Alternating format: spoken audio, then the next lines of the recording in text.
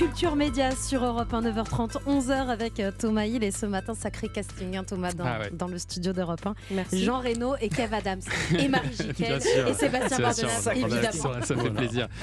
Jean Reno et Kev Adams qui sont à l'affiche de Maison de retraite 2 qui sort demain dans des centaines de salles en France. C'est beau, la manière dont tu t'occupes des anciens, Milan. Le bonheur, on fait le tour du monde pour le trouver, et c'est souvent après qu'on sait qu'il était là. Christophe May. Et c'est souvent après qu'on sait qu'il était là. On se libère.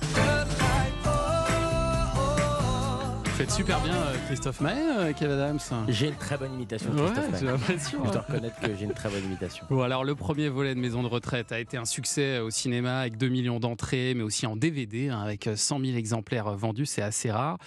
Vous êtes 100 000 exemplaires physiques, c'est ce qu'il faut préciser. Oui, non, c'est ça, c'est ça un n'existe record. plus. Ça... Qui achète encore la des boîte DVD de physiques DVD, ouais. le DVD. Qui sont ces gens d'ailleurs? On se pose la question. Je trouve ça fou quand même. Et vous vous êtes dit du coup que ce film méritait une suite. Vous y aviez pensé déjà avant ou pas? Non. Franchement, non. Le premier a été un tel défi, un tel challenge. Je m'attendais tellement pas au succès du premier. Par essence, on ne s'attend jamais au succès, mais là, on revenait vraiment de loin. Je rappelle que c'est un film qu'on a financé hors marché, personne n'en voulait. Enfin, ça a été très compliqué de faire ce premier film.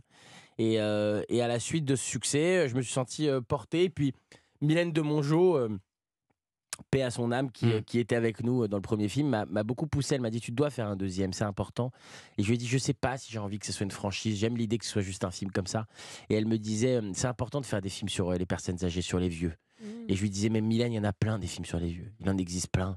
Les Joyeuses Retraites, les Vieux Fourneaux, avec Eddie Mitchell, et il y en a plein.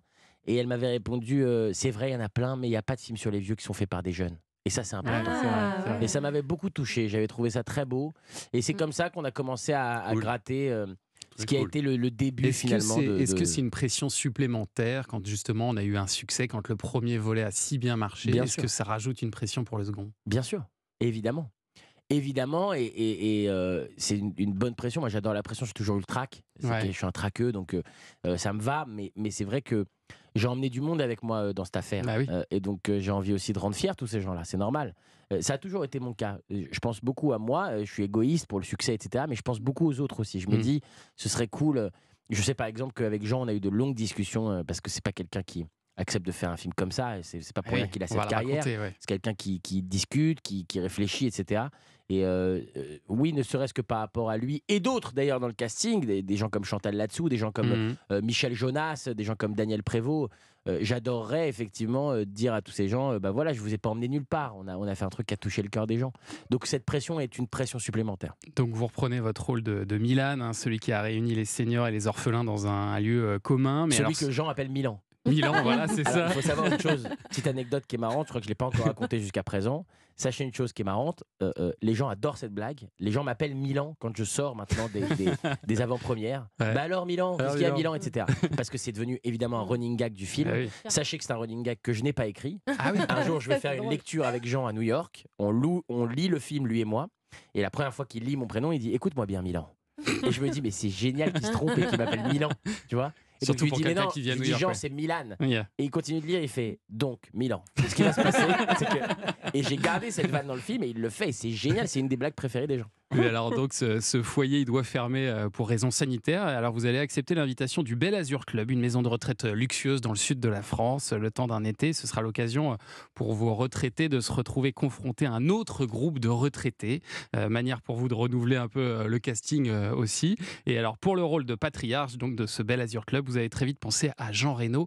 Mais il paraît que ça n'a pas été simple de vous convaincre. Pourquoi, Jean? Non, on a eu des problèmes de date. Avec un autre début. projet. Et c'est surtout ça qui est arrivé. Non. Moi, au départ, j'ai dit on le fait. Et puis après, il y a eu un catapulte que là, un autre film est arrivé, un autre train, tu vois. Et pendant une semaine, 10 jours, on était un peu sur la pointe des pieds. C'est très vrai. Et vous avez un peu paniqué, Kev, j'ai paniqué parce que pour moi, il était. Bon, déjà, j'ai adoré ma rencontre avec lui. J'ai tout de suite eu une connexion. Parfois, ça passe pas avec des gens. Tu sais, tu peux pas l'expliquer. Parfois, ça passe naturellement. Voilà, la première fois qu'on a été boire un café ensemble, je me suis dit, mais ce mec est extraordinaire. Il est mieux qu'au cinéma dans la vraie vie, quoi. C'est un mec qui est gentil, qui est doux, qui s'intéresse à tout, qui pose 1000 questions. Enfin, c'est assez dingue. Et donc, oui, je me suis évidemment imaginé le film avec lui immédiatement. Et ensuite, j'ai commencé à réfléchir à bon, écoute, s'il a un autre film. ça arrive, réfléchissons à d'autres options. Et je vous jure que c'est vrai, et c'est pas pour brosser dans le sens du poil. Il n'y avait pas d'autres options. Il n'y avait pas d'autres. Mais non, n'importe quoi d'autre aurait été moins fort. C'est-à-dire qu'à un moment donné, c'est quelqu'un qui a une place particulière dans le cinéma. Rares sont nos acteurs en France qui ont cette place-là. C'est quelqu'un qui est évidemment extrêmement populaire chez nous, mais qui l'est aussi dans le monde entier, qui a eu cette image un peu internationale que très peu d'acteurs français ont. Enfin, je me rappelle que j'ai parlé, moi, par exemple, à Los Angeles, dans certaines soirées, de Jean Dujardin. Et quand je disais Jean, il me disait « Ah, Jean Reno, Jean Reno. Yeah. » Tu vois, c'est-à-dire Jean, que... tu n'écoutes pas, Jean. Il n'écoute pas. Et alors, parlez-moi un peu, Jean Reno, de votre personnage de Lorenzo, parce qu'il impressionne tout le monde avec ses histoires, mais c'est aussi une petite carapace un peu qui s'est construite comme ça. Mais on va le dire, c'est quelqu'un qu'il a rencontré. C'est vrai. Il a rencontré quelqu'un dans une maison de retraite qui lui a dit qu'il faisait un métier.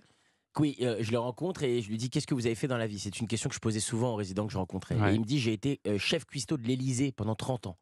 Et je trouve ça dingue. Je me dis mais c'est génial, j'ai plein de questions à vous poser. Donc je fais le tour de la maison de retraite, je reviens et je dis expliquez-moi Pompidou, Mitterrand, je veux tout savoir. Et le mec me regarde et il me dit je vois pas de quoi vous me parlez. Moi j'ai été pilote de ligne chez Air France pendant 30 ans. Non. Et donc je demande aux aides-soignants, je dis peut-être que ce monsieur a Alzheimer et on me répond pas du tout. C'est un monsieur qui est resté avec la même femme pendant 40 ans. C'était l'histoire d'amour de sa vie. Cette femme est décédée malheureusement il y a 2 ans. Et depuis, sa manière à lui de faire son deuil, de se protéger, c'est de s'inventer des vies. Voilà. C'est la un peu racine ça du votre rôle. personnage. Voilà. Et parce que lui aussi, dans ce film, enfin, c'est pas un film grave, mais il a cette racine, il a perdu son enfant. Ouais. Et donc, évidemment, il va se pencher vers lui, vers Milan. Et il s'invente un peu une vie. Non, mais c'est formidable. Il me l'a raconté après. C'est très vrai. Ouais. Il m'a laissé faire mes racines moi-même. Mais encore une fois, la base des personnages souvent que je joue, c'est une certaine solitude. C'est dingue d'ailleurs. On s'en parlait hier avec Jean. Souvent, il joue des solitaires. Ça. Et vous avez un casting incroyable curieux, dans ce film. Donc Jean Reno, mais on l'a dit, il y a aussi Chantal Latsou, Firmin Richard, Daniel Prévost, Michel Jonas, Amanda Lear, Enrico Macias, Liliane Rover. Grand casting pour ce film Maison de retraite 2 dont on va continuer à parler. Et puis on retrouvera aussi Marie Jiquel. Vous nous emmenez où ce matin? Je vous emmène avec Manu Payet ou Payette. Manu Payette. Très bien. Et puis on va jouer aux 3 ou rien. Oui.